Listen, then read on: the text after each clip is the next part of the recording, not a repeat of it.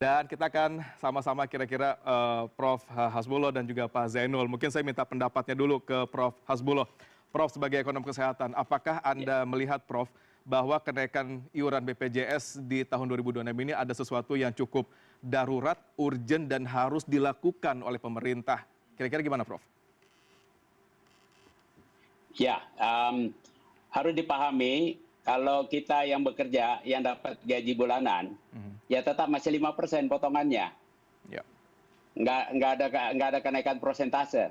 Tetapi memang kalau saya mengharapkan ada kenaikan batas upah sehingga yang lebih tinggi pendapatannya memang harus berkontribusi lebih banyak. Inilah sistem gotong royong itu ya, karena iuran JKN sebetulnya persentase dari upah.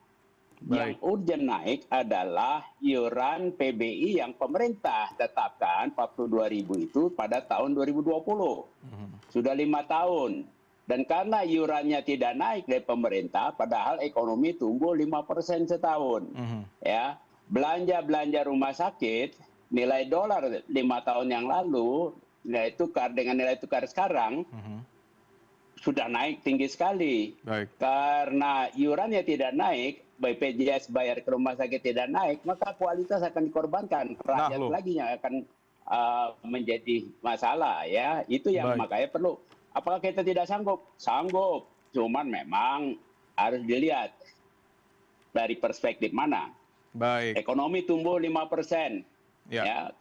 Dan ini juga adalah investasi sehingga kalau iurannya naik, bayaran ke rumah sakit naik karena biaya operasional di BPJS itu cuma 3,8%. Maka uang yang beredar di rumah sakit itu adalah servis industri. Yang lebih dari 50%-nya adalah biaya tenaga, labor cost. Dan kalau itu naik, maka pemerintah juga dapat pajaknya lagi dari para tenaga kesehatan itu. Jadi ini akan memutar ekonomi lebih cepat.